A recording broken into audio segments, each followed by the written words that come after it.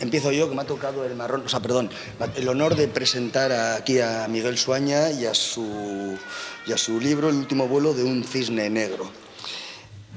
Bueno, pues qué decir de Miguel, es un amigo, es guechotarra de Algorta, o sea, un guaito. Y para saber algo más de él, pues voy a leer un poco lo que él mismo dice de él y luego añade más cosas.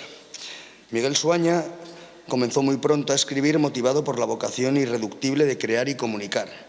Eso le llevó tanto al estudio académico, es hispanista por la Universidad de Deusto y licenciado en Filología Inglesa por la UNED, como a la escritura, en diferentes géneros y formatos. Es traductor, periodista cultural, guionista y tiene varios poemarios inéditos.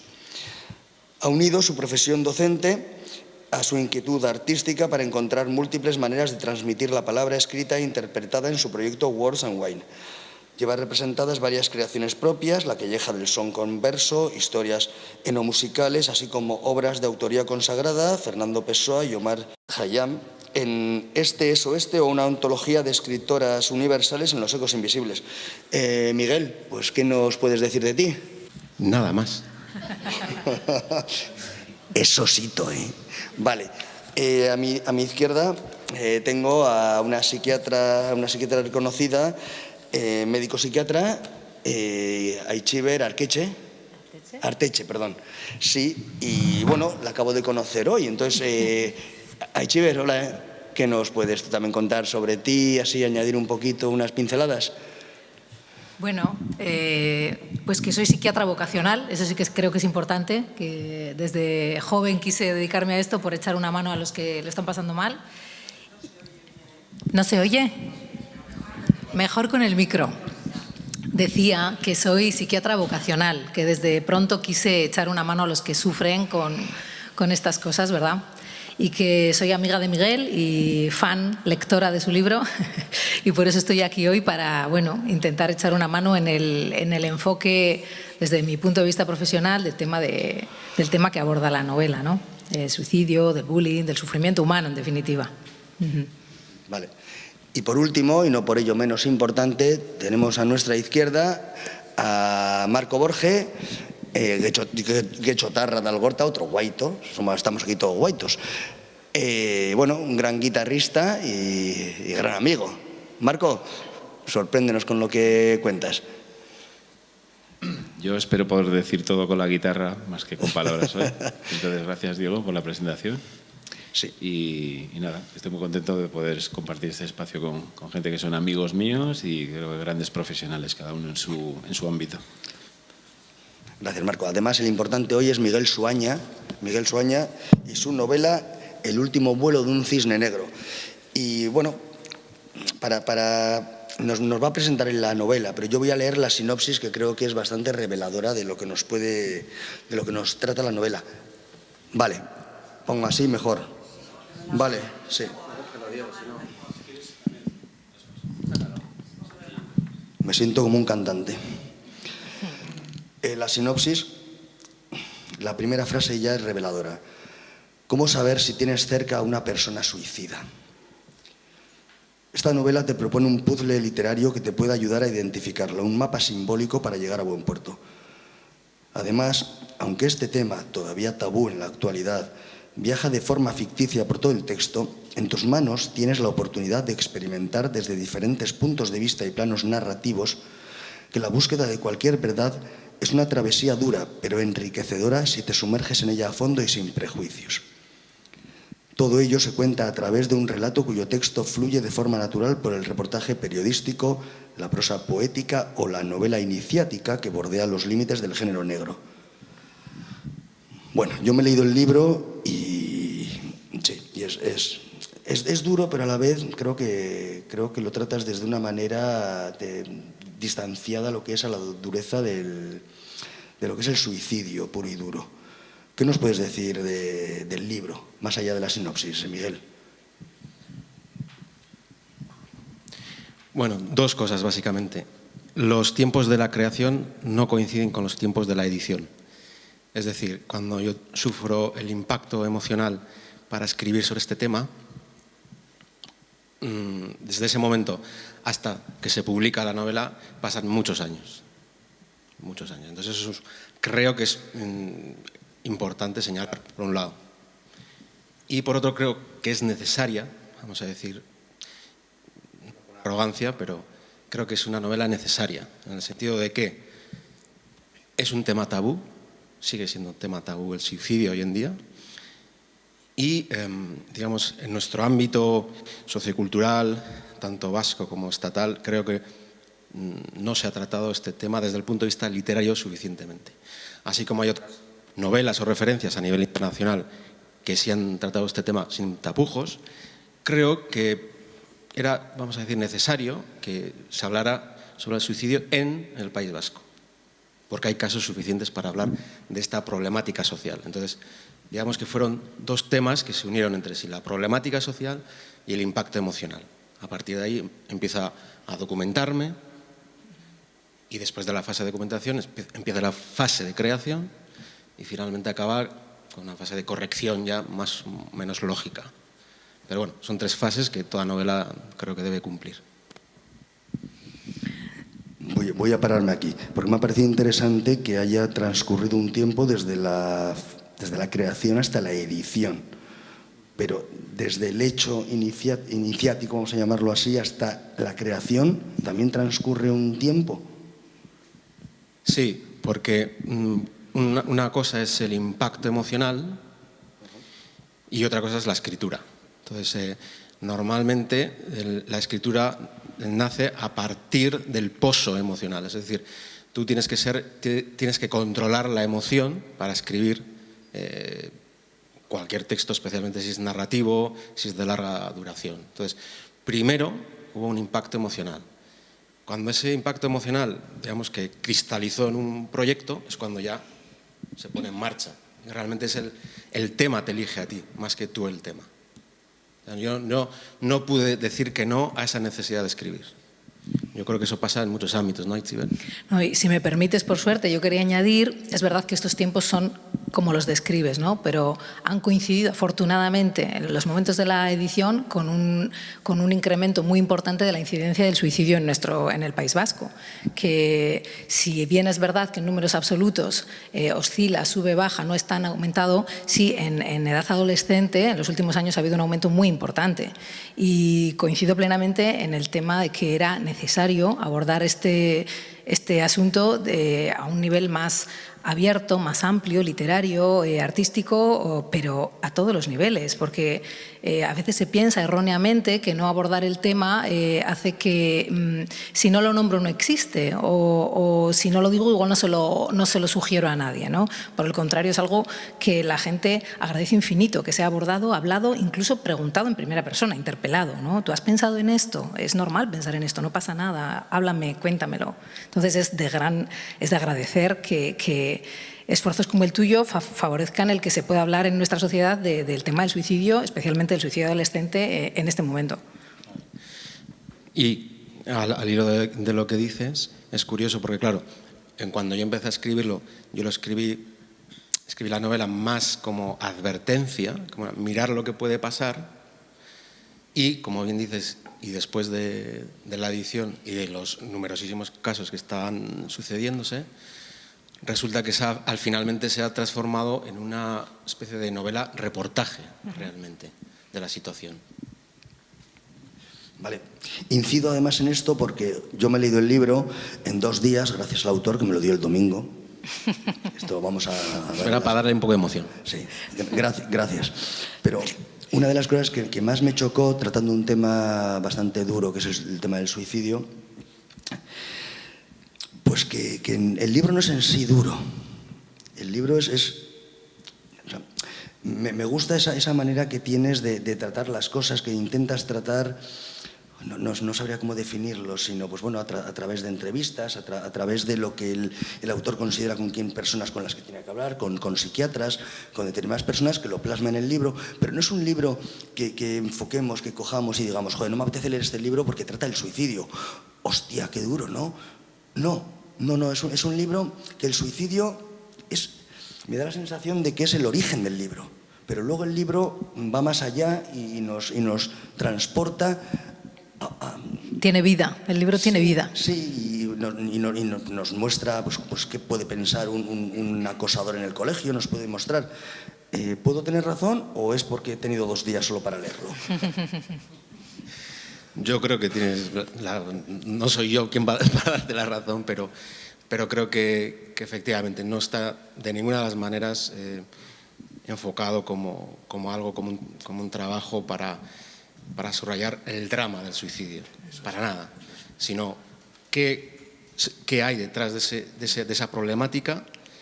Y llegamos a un momento en que el investigador, por decirlo así, que es el joven profesor que entra en el instituto, pues se da cuenta de que, no voy a hacer spoiler, pero bueno, sí que diré que realmente hay mucha vida detrás del suicidio. No hay muerte, hay vida. Hasta ahí puedo leer. Pues yo te voy a pedir que te expliques un poquito, ¿eh?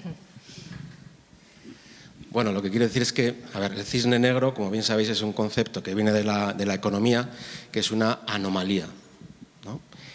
Entonces, el suicidio, en términos generales, corrígeme si me equivoco ahí, en el mundo adulto, dependiendo de la civilización, puede estar más o menos aceptado socialmente, ¿no? Pero sí que es verdad que en la juventud, en un joven, en un adolescente, el hecho de que termine con su vida es una anomalía, es un cisne negro que aparece en la vida. Pero es vida al fin y al cabo, es decir, lo que el protagonista, vamos a decir, hay uno invisible, que es Joaquín, y otro real, que es el profesor. El protagonista real, vamos a decir, lo que intenta investigar son las causas de un tipo de vida que le ha llevado a la sociedad a marginarle tanto a una persona para que decida acabar con su vida. Y en esa investigación, curiosamente, en vez de encontrar drama, tristeza, lo que encuentra es un tesoro. Y a mí me gustaría añadir que incluso es una ocasión estupenda para hacer una reflexión de qué manera se pueden evitar este tipo de situaciones, ¿no? Qué es lo que, entre otros motivos, qué es lo que lleva a un joven a verse tan desesperado como para, o tan desvinculado de la realidad o de su entorno como para no tener nada a lo que asirse lo suficiente para seguir adelante, ¿no? Y en ese sentido, pues bueno, importante la idea de que en algún momento hemos comentado como idea fuerza de la novela, ¿no? Que hablaba de cómo el pertenecer a distintos grupos, la pertenencia a distintos grupos hace que una persona se sienta vinculado, asiduo al mundo, y eso previene en muchos casos este pensamiento tan desesperanzador, ¿no? de mi vida no sé por dónde continuarla, ¿no?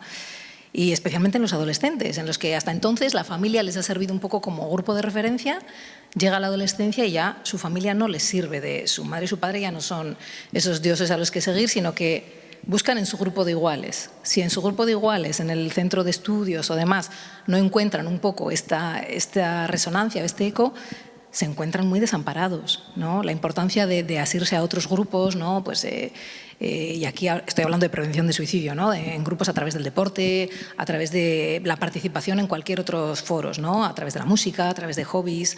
Lo importante que es eso para un adolescente, ¿no?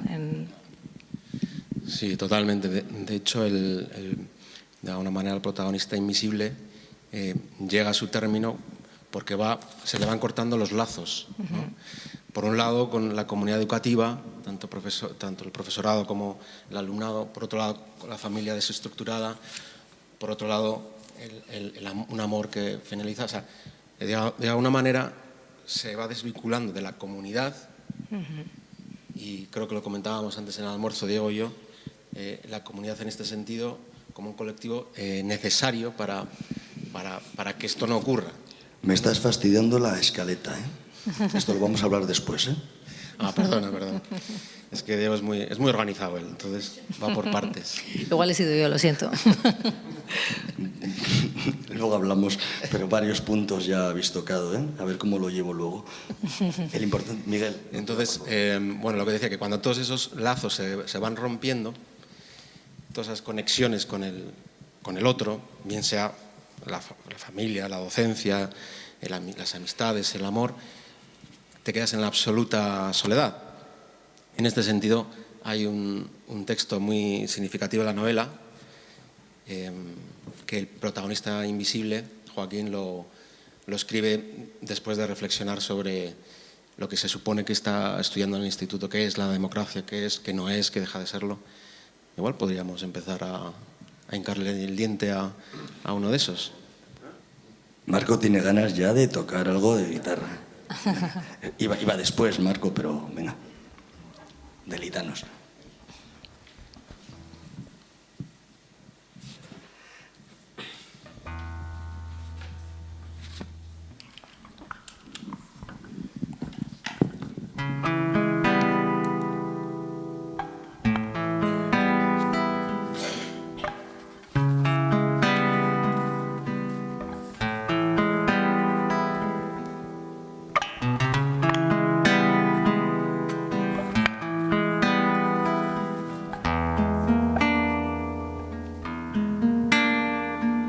Democracia.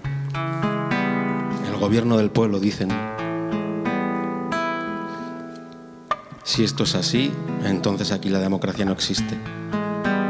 Porque no veo que los gobernantes se parezcan a nada que tengan que ver con el pueblo. Por lo menos con tu pueblo.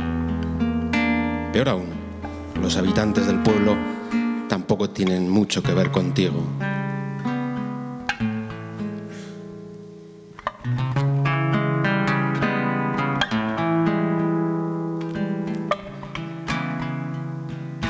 Nave hipócrita del meón de arriba.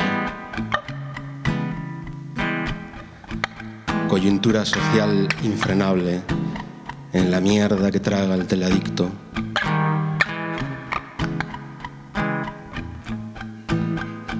Forúnculo espinoso con vocación eterna. Ano desproporcionado como la cueva de Polifemo. Rechina de dientes salpicados del amarillo pancreático de fin de mes.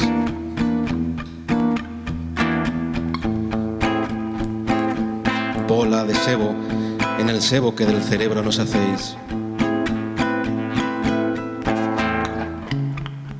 Más acomplejada de rosas boca abajo. Todo esto y todo lo que ya sabéis. La democracia es.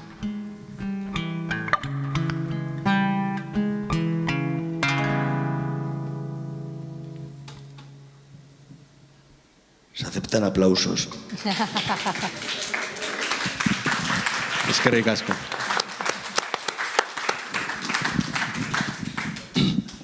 Vale.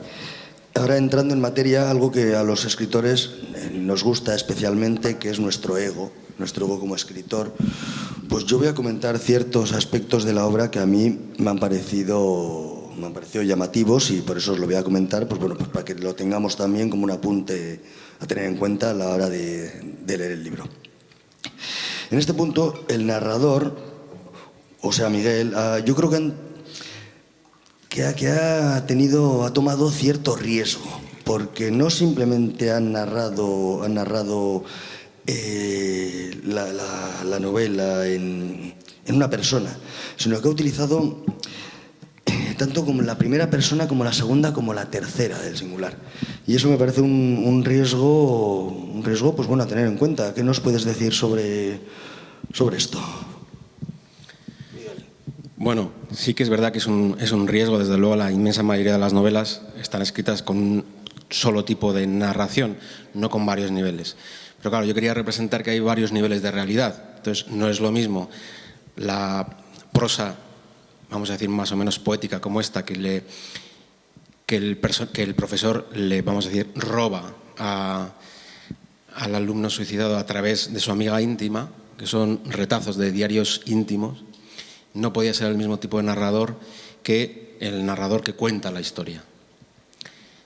Entonces hay un narrador en primera persona, que es el que tiene la experiencia de entrar en el instituto a investigar a modo de casi detective privado, tipo, digamos, novela negra, bueno, pseudo novela negra, vamos a decir, con el narrador que él mismo acepta en tercera persona como diciendo, a ver, yo soy la persona que voy a investigar lo que ocurre, pero me voy a desdoblar en un narrador en tercera persona que es cuando habla de el sustituto.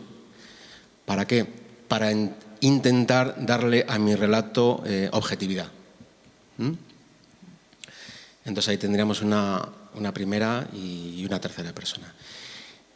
En cuanto a Joaquín y sus fragmentos poéticos o pseudoliterarios, están escritos en segunda persona. Digamos que la teoría narrativa dice que las segundas personas, una de las funciones que tienen es que no se atreven a manifestarse en primera persona porque no tienen la seguridad psicológica de expresarse en primera persona. Entonces tienden... Se llama proyección. Eso es. Ahí le doy paso a Itziber porque tendrá un tipo de explicación más o menos psicológica que quizás tiene que ver con la autoestima, con la falta de seguridad. Entonces lanzan lo que ellos sienten, lo lanzan al lector en este caso, porque es una novela, a la segunda persona. No sé cómo lo ves tú por ahí. Sí, sí, es el mecanismo de proyección, ¿no? Cuando ponemos en el de enfrente cosas que en realidad son propias porque no nos atrevemos o por dos motivos. En este caso sería ese, ¿no? Sí. Eso es. La teoría narrativa también lo enfoca hacia ese lugar, ¿no? Entonces me pareció que era muy aceptable y correcto desde el punto de vista narrativo asimilar eso, ¿no? Esos tres planos. Por eso los tres narradores, digamos. Voy a comentar algo en relación al estilo, que igual Miguel se enfada conmigo y deja de hablarme. Porque cuando yo he leído del libro y conozco a Miguel y sé la capacidad de escritura que tiene, la capacidad de... un lenguaje excelso. Y en el libro, en cambio, utiliza un lenguaje muy parecido, guardando distancias, al guardián entre el centeno, algo muy directo, muy sencillo. Y a mí eso me ha sorprendido y se lo he comentado. Le he dicho a Miguel, esto parece que lo escribe alguien que tiene 23 años. Y hombre, tú tienes 27. Entonces, por ahí, más o menos. Entonces, esto me ha chocado un poco, porque además, como tiene ya encima una carrera como guionista, y creo que tiene un lenguaje, pues eso, vuelvo a repetir la palabra que me ha encantado, excelso. Pues creo que ha sacrificado determinados recursos literarios para hacer el libro muy directo, muy sencillo. ¿Y nos puedes decir algo en relación a esto, Miguel? Sí, la verdad es que es un sacrificio que yo creo que era necesario. A ver si me explico. Como tú bien dices, podría haber caído en la tentación del adorno. Pero para mí lo prioritario en la novela, más que el adorno literario, era la verosimilitud. Para mí, eso, que fuera creíble, era fundamental. Entonces, ese realismo, vamos a decir, me llevaba indirectamente a ir eliminando cualquier tipo de adorno, porque la historia y el tipo de personajes no daban pie al adorno literario. Entonces, yo como lector, normalmente uno escribe aquello que le gusta leer. Entonces, para mí, en la novela, uno de los factores fundamentales es la verosimilitud. Entonces, si una historia tiene un tipo de personaje y está escrita con una parafernalia literaria excelsa, como tú dices, que es muy respetable, pero que sobrepasa los límites de la credibilidad, para mí es un fracaso literario. No, como lector yo no lo acepto, no estoy en ese panorama literario. Entonces, sé que es un sacrificio, porque tuve que cortar, digamos, el estilo muchas veces, pero era por un objetivo de credibilidad, de respeto a la historia, de verosimilitud.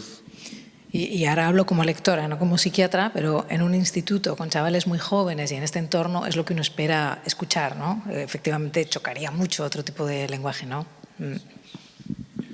A eso se debe. Me alegro que lo hayas visto, Diego. Aristóteles estaría encantado. Estaría encantado, porque Aristóteles, la verosimilitud era una de sus máximas. Y veo a Marco que está aburrido. Entonces, si os parece, antes de dar paso al último bloque que tengo aquí, que ya han hablado de él, con lo cual me puedo ir. Pero, Marco, ¿nos deleitas, por favor, con algo improvisado? Con algo improvisado. Será la primera vez.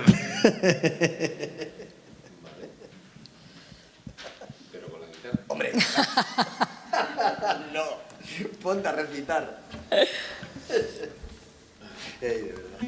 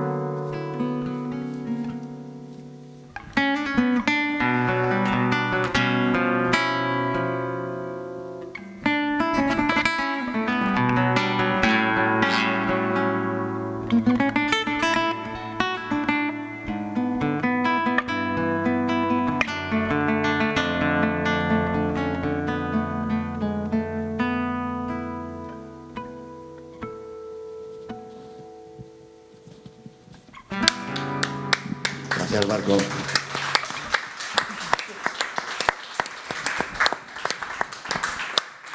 Eres un monstruo.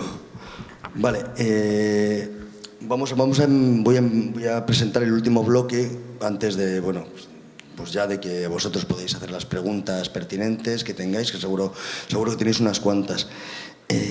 Yo me he apuntado, pues hay una serie de ideas en la obra que a mí, bueno, pues me ha transmitido la obra y las he apuntado y me he hecho mi pequeño guión. Una de ellas es que creo que el personaje de Joaco, yo voy a llamarle Joaco porque ya tengo amistad con el personaje, me da la sensación de que se suicida, pero no se hubiera suicidado si detrás, y esto creo que es importante que todos nos lo metamos a la cabeza, hubiera una comunidad que la he denominado necesaria o colectiva, que lo hubiera apoyado. Si ese personaje que se ha suicidado tuviera detrás esa gente que la apoye, esa gente que ves y dicen, joder, este chorra, pues este chorra, di al que la ha llamado chorra, vete y dile, oye, pero tú qué pasa contigo. Si esa comunidad se hubiese rebelado, si esa comunidad hubiese hecho algo. Es una sensación, Miguel, que a mí me ha transmitido, es una primera idea y tengo 4, podría tener 8, pero 4. Sí, la verdad es que totalmente. El romper los lazos con las microcomunidades que tenemos en el día a día nos lleva a la más absoluta de las soledades, ¿no? Entonces, por un lado, si por lo que fuera sufres un acoso escolar, como en el caso de Joaco, como tú bien dices, que te lleva a la soledad, normalmente ese tipo de acoso o bullying lo llevan siempre personas, vamos a decir, diferentes, especiales, colectivos vulnerables, puede ser LGTBI, puede ser inmigrantes, pueden ser simplemente personas PAS, como personas de alta sensibilidad, que no se integran, no se adaptan, personas con algún tipo de pequeño trastorno mental, son más vulnerables que el resto y acaban de alguna manera en la soledad si es que no tienen una familia que les sustente, ¿no? Entonces, yo creo que desgraciadamente sobre la salud mental de ese tipo de personas pues hay mucho trabajo por hacer a nivel institucional, a nivel mental, ¿no? En Osakidetza, esto seguro que Aitziber tiene más de una idea, que al final yo creo que se resume, me imagino, bueno, ahora dirás tú, pero más recursos humanos, económicos, ¿no? Bueno, lo primero, más sensibilidad en todos los ámbitos, porque si estamos hablando de bullying, de acoso escolar, o estamos hablando del entorno educativo, no solamente del sanitario, que también, del familiar, del social, de todo el tejido social, ¿no? Yo creo que es algo que ahora sí está más en boga, sí se oye, sí se habla, sí, gracias a actuaciones como tu novela, estamos un poco todos reflexionando en torno al tema, pero todavía hace falta más, no cabe duda. A mí sí que me gustaría añadir una idea, que es que muchas veces ponemos en el chaval o el niño agresivo o el que se ensaña con ese otro que es diferente, muchas veces la palabra es diferente, porque puede ser que tenga una patología física, mental o no, o que tenga una característica física que lo diferencia. Este chaval que se ensaña con el diferente, en realidad los niños, los adolescentes, con su actuación nos están hablando también de su propio sufrimiento. Lo más habitual es que un niño agresivo a su vez haya sido agredido y esté viviendo en un entorno de agresión y de violencia, y por eso está actuando de esta manera, ¿no? Entonces, no cabe duda, el agredido ha de ser atendido, el agresor también, y el grupo silente es importantísimo y es el que tiene la palabra, ¿no? en el entorno, ¿no? Porque, como decías, si hay alguien que dice ¿por qué te estás metiendo con él?, el primer día probablemente eso se acaba ahí, ¿no? Y queda en una anécdota, no en algo que se repite y se repite, que es lo que acaba dañando a la persona agredida, ¿no? Entonces, bueno, sé tener en cuenta cómo también el agresor, que a veces ponemos una X y cargamos en él, hay que ver por qué está actuando así también, ¿no? Igual entendiéndolo somos más capaces de entenderlo de manera global, ¿no? Y me gustaría unir esto ya con mi segunda idea, porque, a ver, la comunidad, creo que le doy una importancia, igual es muy duro llamarla culpa. No, vale, vamos a quitarle la palabra culpa, la voy a quitar. Pero llevándolo a Joaco, creo que hay una persona, un individuo, una individualidad que está siendo ignorada, que esa persona se siente ignorada por todo el mundo, a la vez se siente invisible. Quizás es una consecuencia del primer punto, de la comunidad necesaria, es una invisibilidad ignorada. Entonces, a ver, yo no soy psiquiatra, evidentemente, y a mí me gustaría, por favor, Aitziber, a ver si tengo algo de razón o me estoy tirando al... No cabe duda que el no ser visto es una de las cosas que más daño nos causa a todos. Todos necesitamos desde pequeñitos ser vistos, ¿no? Por nuestros padres, por nuestro entorno, y es así como vamos formando nuestra autoestima, nuestra autoimagen, y el no ser visto da dolor, un dolor inmenso en este caso, ¿no? Y es parte de lo que se refleja muy bien en la novela en este caso, ¿no? El no ser visto. La reflexión sería, ¿por qué no es visto en el entorno del instituto, por ejemplo? Pues muchas veces lo tenemos en nuestro entorno académico, ¿no? Centros que, por evitar el conflicto, por evitar el problema, porque no salte la liebre, hacemos como que no vemos un conflicto que en el fondo sabemos que está ahí, ¿no? Es el miedo a afrontar ese problema, pero no cabe duda que el no ser visto es parte importante de todo esto. Hay, de hecho, un texto que yo creo que podría representar bastante bien esta idea de invisibilidad, ¿no? que lanzas. Se llama Sueñas, luego existes. ¿Lo leemos?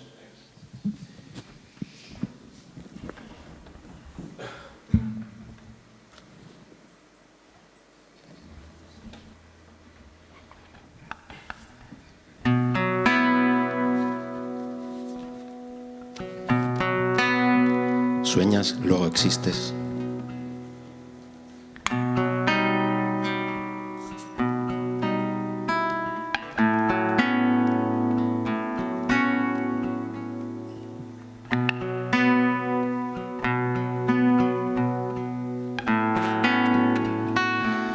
Todos piensan. Tus padres razonan en casa sobre cómo debes actuar en la vida.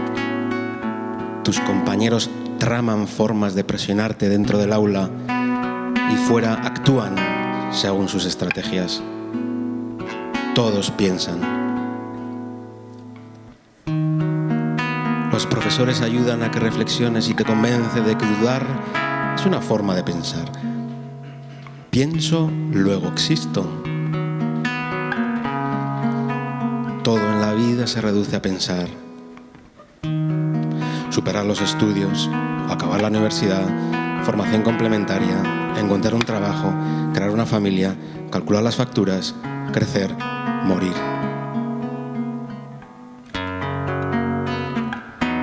No. No piensas, sueñas.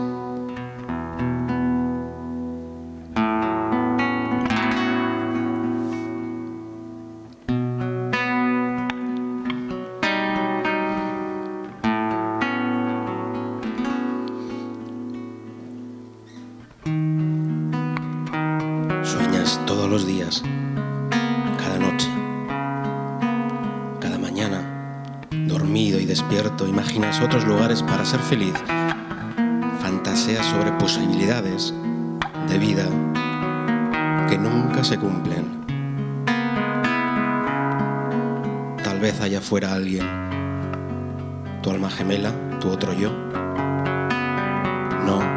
No ves con los ojos, la fantasía te guía, por las calles te pierdes.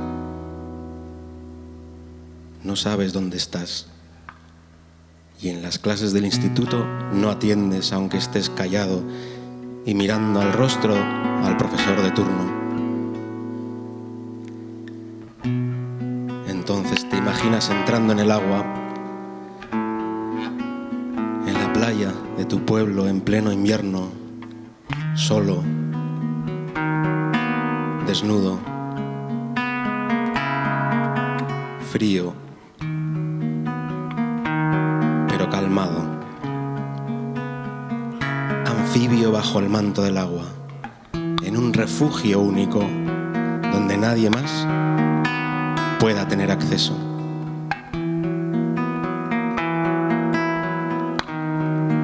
Solo sales a la superficie cuando suena el timbre. Es hora de volver a casa.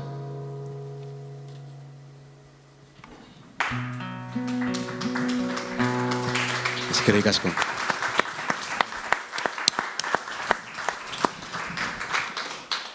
Bueno, a ver, creo que estamos llevando esto a un punto demasiado triste.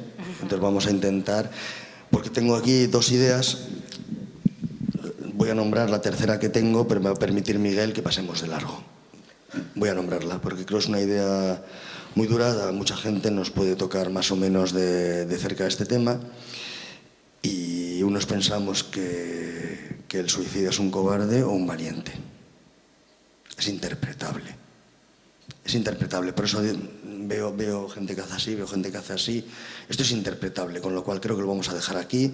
Me vas a permitir, Miguel, que pasemos de este punto, porque vale. creo que nos llevaría a estar aquí hablando de este tema. Y voy a intentar terminar mi intervención y espero que la termines tú. Vamos a ser positivos. ¿Vale? Venga, una sonrisa a todos. Jodido, ¿eh? Vamos a intentar pensar que al final el amor es una esperanza que nos da a todos. El amor, el respeto a la persona que tenemos al lado, el querernos. Yo a mi mujer, que la veo allá al fondo, me ha alegrado cuando la he visto. Pues ya está, si tuviese mi hijo, pues me saca una sonrisa. Venga, pues vamos a pensar en nuestra mujer, en nuestro hijo, en nuestro marido. Bueno, igual el marido no, ¿eh? Nos da que se quede en casa. Pero vamos a intentar terminar, si os parece, un poquito, porque yo me estoy deprimiendo. ¿Vale? ¿Os parece? Entonces, tras esto, Miguel, termínalo, por favor. No sé si va a ser fácil, ¿eh? Pues venga, ánimo, Aupa Athletic. Pero vale, vamos al tema del amor, pero le cedo la palabra a Marco, que quiere añadir algo. Bueno, más que añadir, es una pregunta que le quiero hacer a Miguel, porque es verdad que al leer el libro y al haber convivido con él y por supuesto prepararlo para escenificarlo un poco, ¿no? Estamos haciendo ahora.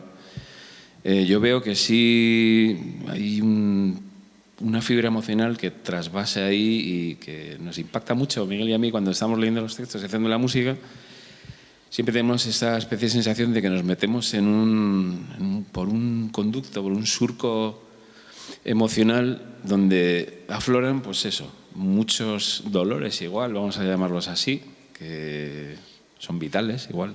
Todo el mundo ha tenido, yo creo que muchos a veces este tipo de problemática de no sentirse totalmente visible o sentirse invisible. No sé, yo no creo que nadie en algún momento de su vida no haya tenido una quiebra, ¿no?, de su confianza porque no ha tenido esa visibilidad que él pensaba que se merecía, pero que igual no ha sucedido, evidentemente. La vida tiene muchos de esos ángulos oscuros, muertos, que no se te ve o que no se ve a la persona.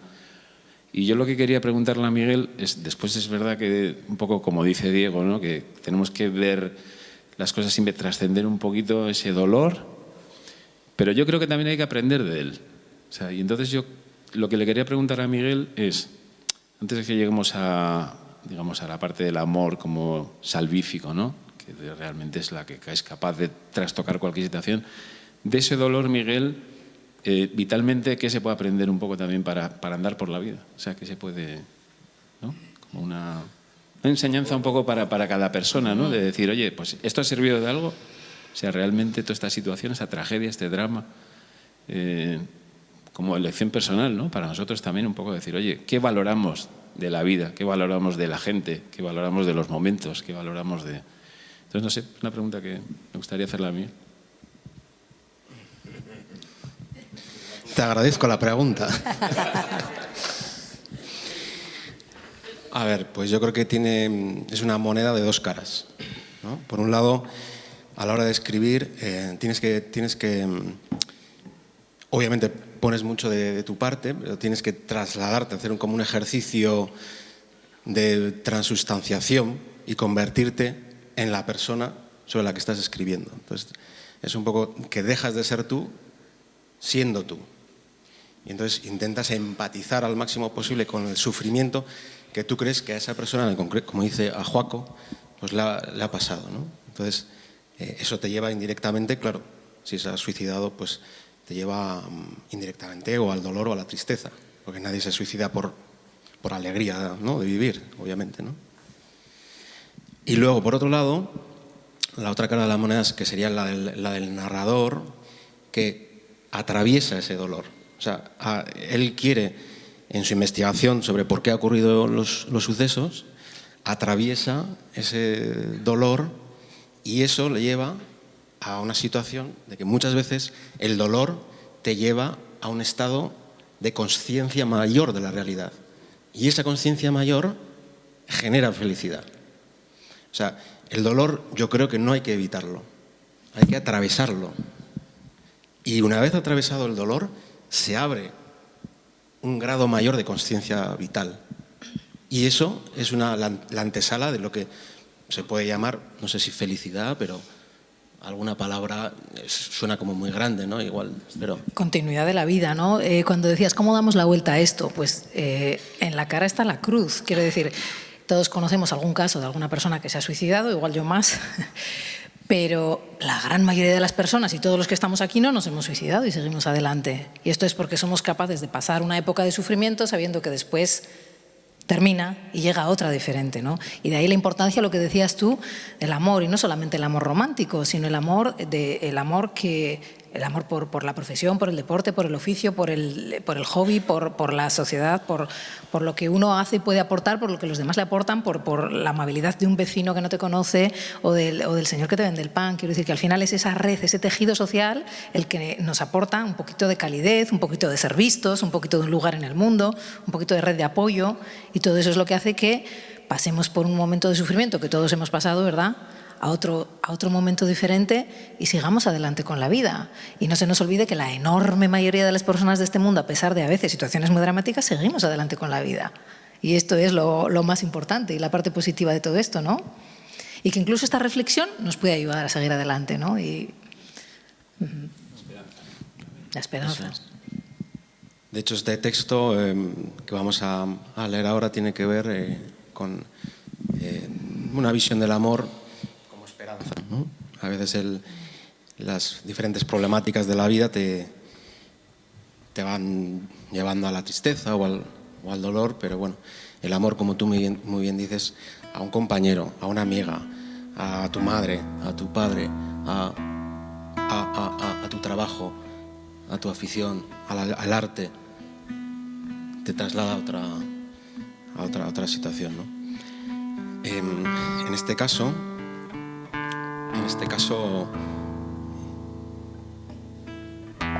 es la amiga íntima de Joaco, que es la que durante tanto tiempo le sostuvo de alguna manera a él.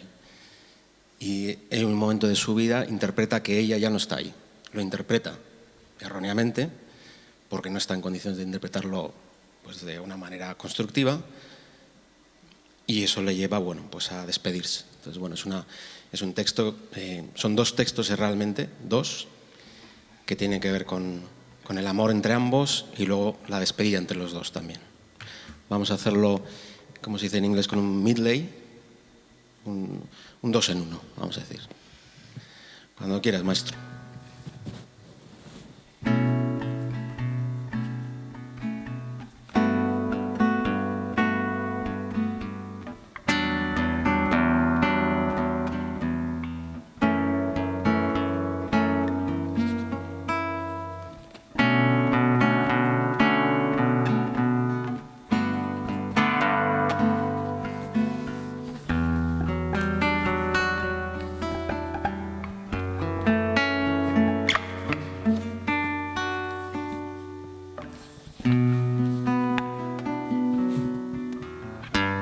¿Cómo no echarte de menos?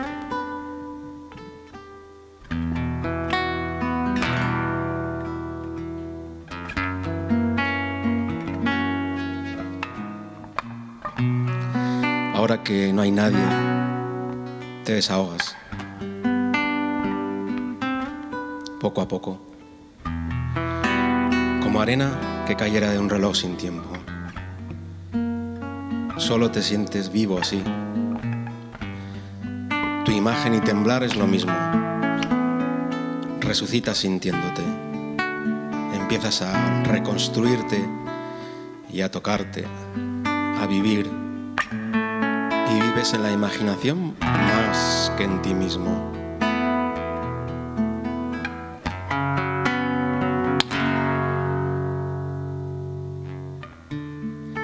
Existes solo como materia palpitante. Por eso la sangre de las venas recorre veloz todo el cuerpo, hasta quedarse acurrucada esperando en la cabeza de tu estirado miembro. De pronto te paras. Es el momento escogido para que luego me hagas daño con los dientes. Dulce sufrimiento para volver al beso, a la caricia, al jugueteo de tu lengua. Culebra que restriega el veneno suficiente para que, poco a poco, puedas morir tranquilo. Y ya no puedes sufrir más porque eres arte y parte en ese sufrimiento maravillado. Aquí es donde se acaban las palabras. Solo podrías transcribir gritos o lenguaje del cuerpo. Sobran velas, luces, disfraces, teatros, trazas, cubres, te, me, se, sientes, zas, algarabía, zorta, somta, carbra, erte, trica, vos, tris, más.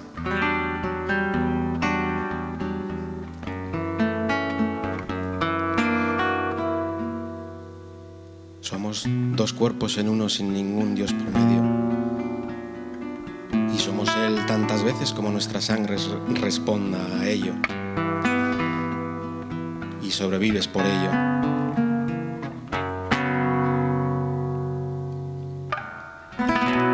Y te quiero. Y sé que es verdad.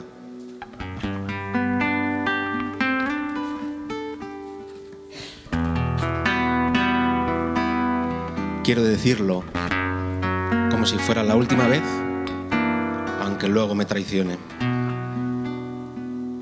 Y oírme diciéndolo único y irrepetible, porque te quiero de una forma que es difícil que alguien la pueda repetir en toda su vida. Te quiero siempre en presente porque lo demás no existe. Ni siquiera me importa si es recíproco.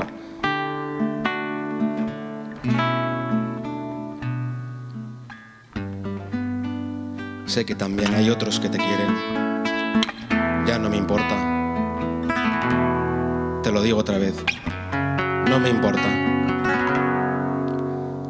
Amor compartido, sí, pero amor real. Sin presunciones, sin alardeos, sin miramientos. No te lo puedo decir más claramente. Hasta me doy pena, qué ridículo. Las palabras no sirven para esto. Aquí soy llano y directísimo. El amor me basta y me sobra y nunca es suficiente. Este puede ser el secreto, pero es bastante. Esa es la clave. Sobrar y faltar a un tiempo. Y saber que cada día te quiero más y te temo menos. Por eso vivir contigo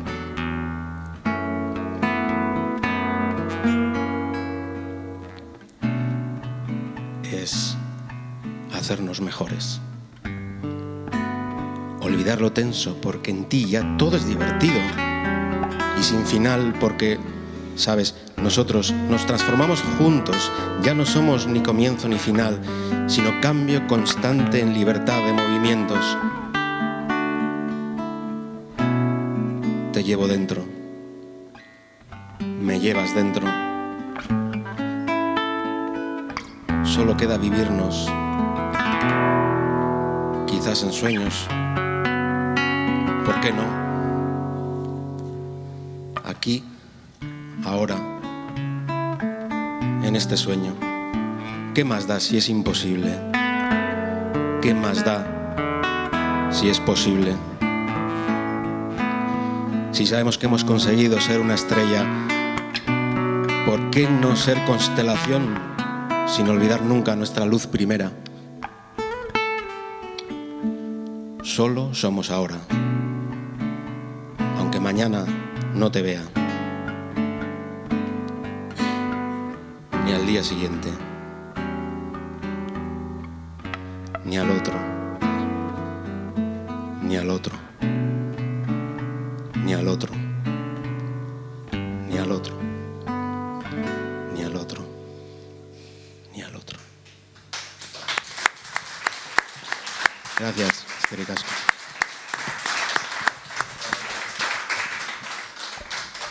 Bueno, yo creo que es hora de dar ya El último vuelo de un cisne negro de Miguel Suaña.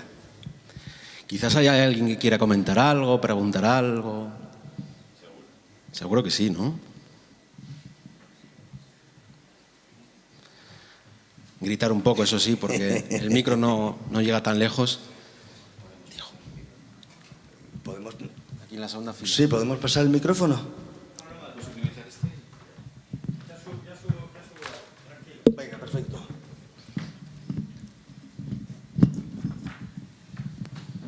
Nos estamos planteando el por qué se está dando tan frecuentemente en esta sociedad presente de hoy día, de estos últimos años, por qué se está dando tanto y con tanta frecuencia el suicidio.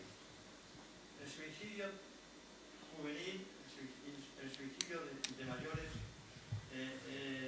unos suicidios desgraciadamente muy desagradables, que son los de parejas con hijos en el medio, algo para mí al menos muy doloroso y muy desagradable.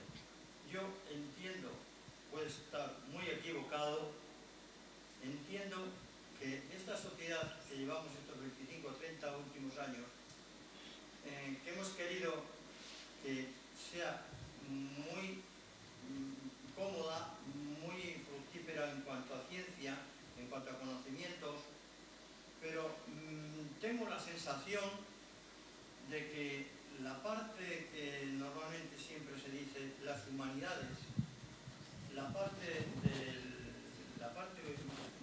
relaciones humanas, de cercanía, eso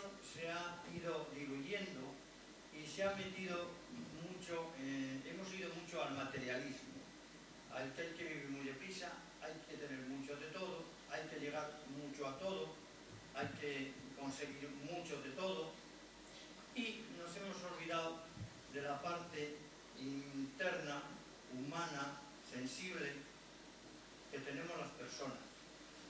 Y creo que de ahí vienen posiblemente estos fallos, estas situaciones tan desagradables, de que se están dando cada día más frecuentemente el distanciamiento entre las personas, los jóvenes mismos, estas entre comillas, pequeñas fobias o algo así que se crean entre unas personas u otras, o unos grupos u otros. Y yo creo que esa falta de ir desapareciendo poco a poco ese humanismo, esa que estábamos acostumbrados a relacionarnos mucho, a estar muy cerca, ahora nos han convertido, o nos han convertido por la forma de vida que se ha construido en algo más materialistas, y entonces no estamos tan pendientes o tan cerca del próximo, tanto como amigos, tanto conocidos, tanto como posiblemente en el propio trabajo, no sé. La psiquiatra, que es la que conoce un poco de la mente del ser humano. Creo que esta es una pregunta para Aitziber Arteche. A mí me encantaría que respondieras tú, Miguel. Por lo menos de entrada, luego si quieres matizo, pero creo que tu opinión en esto es... Encima, ahora, entre comillas, no sé si me equivoco o no, hasta en la enseñanza, en los institutos, lo de las humanidades. Entonces, claro, de lo que se siembra, luego viene, porque sabe, si ya desde abajo empezamos a dejar las humanidades, en cierto modo, un poco, no le damos ya esa importancia que tuvieron, pues...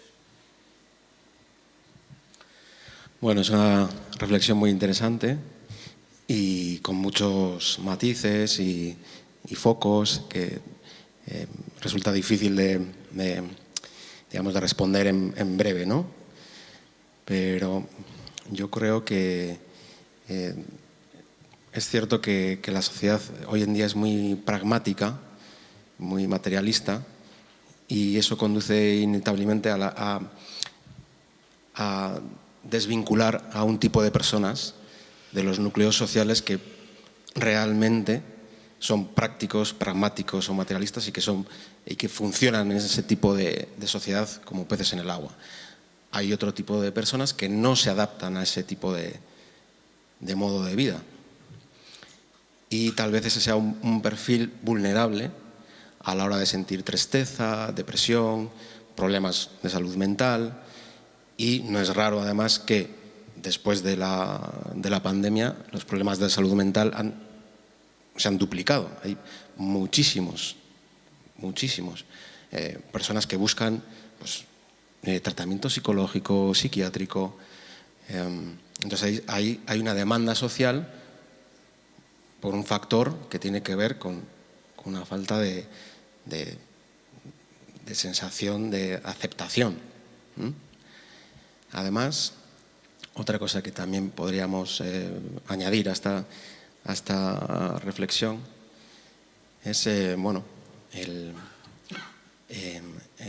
hecho de que muchas de esas personas, yo creo que antes indirectamente lo hemos mencionado, no se sienten visibles por el hecho que fuera, por un hecho racial, por un hecho académico, por un hecho de identidad sexual, por diferentes múltiples razones, no se sienten aceptadas en una sociedad que cada vez el tema no solo del suicidio, sino de la propia muerte en sí, lo ve como algo fuera de su espectro vital, como no, esto tiene que ver con la muerte ya, los propios funerales, incluso hoy en día no son como hace 20, 30, 40 años, las despedidas, los duelos, están como intentando invisibilizarse de alguna manera, ¿no? Por el hecho de que no entran en los parámetros de la sociedad actual este tipo de tabúes como muertes desagradables o suicidios. Yo no sé si, Itziber, tú has recibido más consultas en los últimos años de diferentes tipos de estos perfiles, o cómo ves este tema. La demanda en salud mental ha aumentado drásticamente después de la pandemia, eso es un hecho objetivado, ¿no?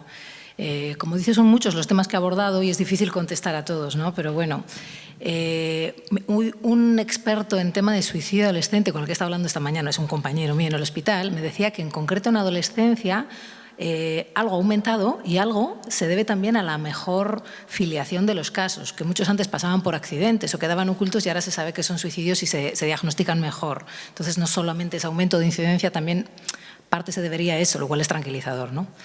Que la sociedad cambia y a toda velocidad, de eso no hay ninguna duda. Y que nuestro cerebro antropológicamente no está preparado para cambios tan rápidos también. A todos, más o menos, nos cuesta adaptarnos a la tecnificación, a los cambios cada vez más rápidos. Igual si hubiera aquí gente muchísimo más joven nos diría que no es para tanto o que también hay otras ventajas de estos cambios, ¿no? El apoyo en redes, por ejemplo, que antes no lo teníamos, ¿no? Esa especie de red social de la que hablábamos, ellos a veces la reciben a través de las redes sociales, de las pantallas, del estar conectados de otra manera. La sociedad cambia, perdemos cosas, quiero pensar que otras ganamos. Los cambios son rápidos, a veces nos cuestan. Las humanidades se han dejado de lado o están más calladas, hacen menos ruido y se oyen menos. No lo sé, son muchas cosas. Esto daría para un debate largo, pero… Sí. Itziber, sí. Me gustaría añadir que parece que yo soy culpable porque el mundo me ha hecho así, no puedo cambiar, como dice una canción de los Rodríguez.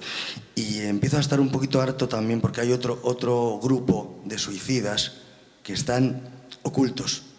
Y no son culpables porque la sociedad les ha hecho así, sino porque lo llevan dentro. Y creo, y ahí te voy a echar una pequeña pullita, creo que en la psiquiatría, por ejemplo, os olvidáis muchísimo, de la psicología, de la persona. Porque no todo el mundo es igual, no todo el mundo actúa porque la sociedad lo ha hecho mal. No, hay gente que se siente mal, que un día se siente mal y un día se suicida.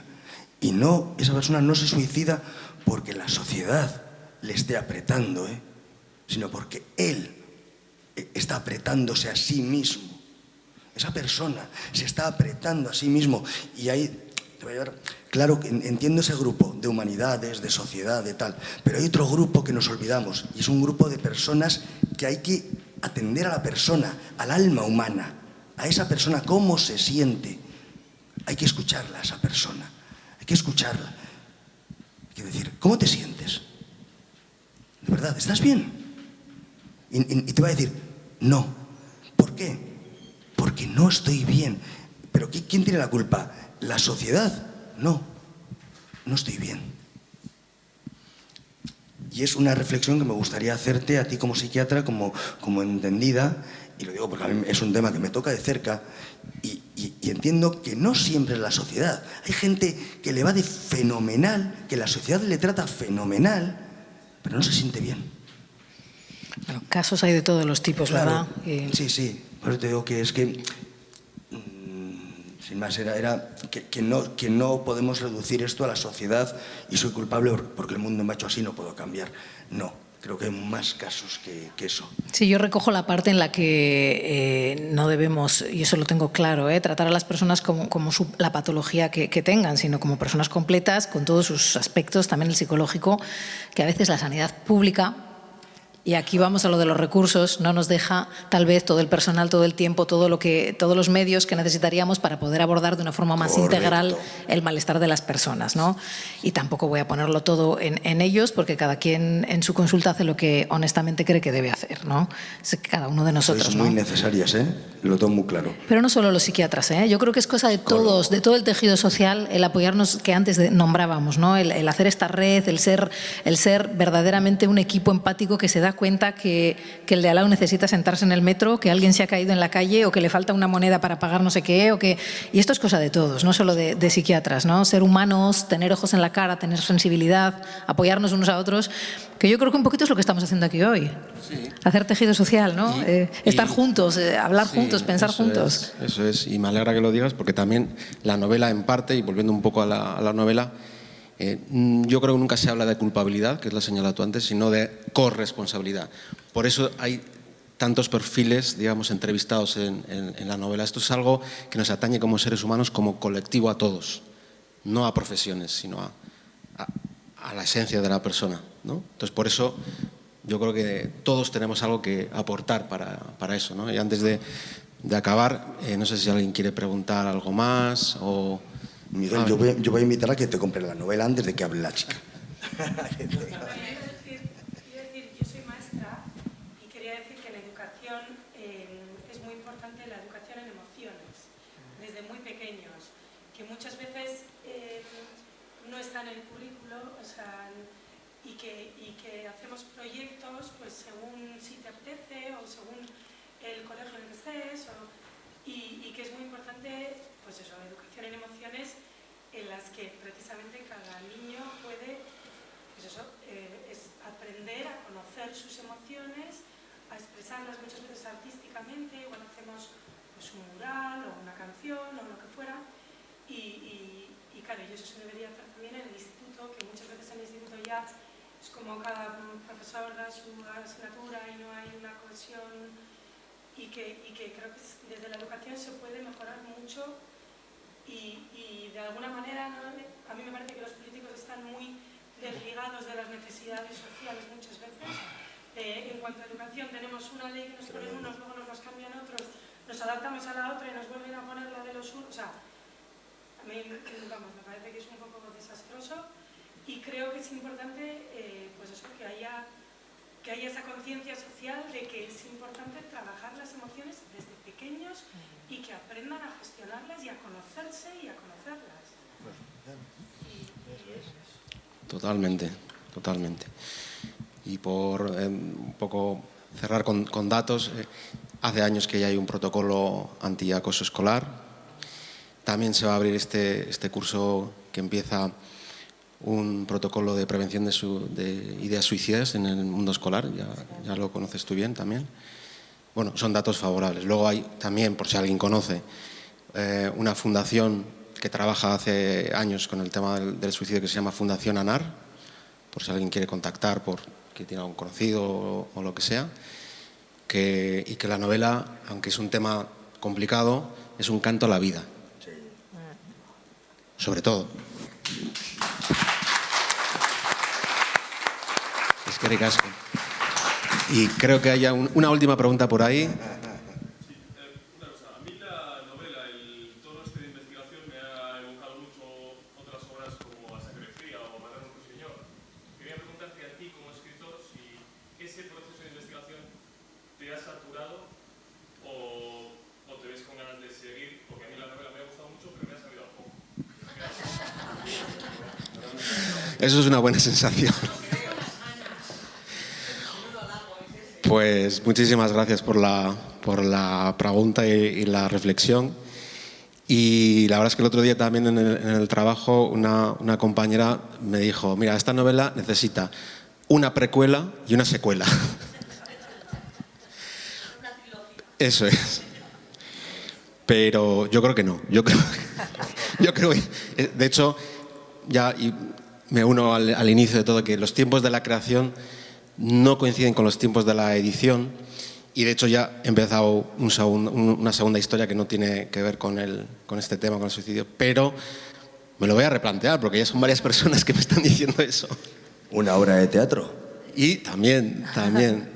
Y también me alegra la reflexión literaria, porque para mí, por ejemplo, Harper Lee ha sido una referencia fundamental. Esa mujer, la manera, la eficacia narrativa, la sencillez, la ausencia de florituras, de cómo contar una historia sencilla y a la vez creíble e impactante, para mí ha sido una referencia. Al margen de los escritores que se mencionan también en la propia novela, ella, y por supuesto en la prosa poética no hay otra que Virginia Woolf también.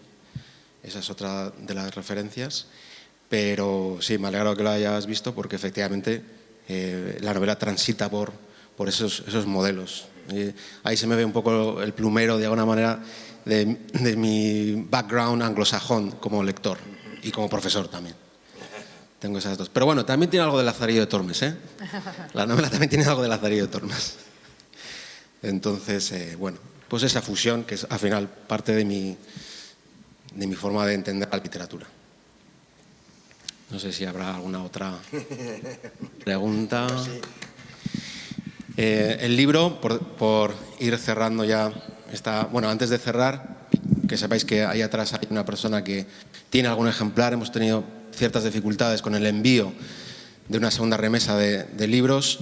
Entonces, bueno, pues no han llegado a tiempo, desgraciadamente, pero van a llegar tarde o temprano, en breve, a la librería Elkar en Algorta, y lo podéis pedir, incluso podéis dejar ahí si queréis, vuestros correos o teléfono, bueno, contacto, y yo personalmente, si alguien la quiere, puedo mandar el link online de la editora donde se vende online también. Si preferís el papel, en Elkar de Algorta lo tiene, de las que están ahí. Y por supuesto, y antes de acabar, quería dar las gracias, muchas gracias a Diego, a Itziber, a Marco, y también especialmente a Anabel Regalado, que ha sido la persona que ha podido organizar este evento. Eskerrik asko benetan.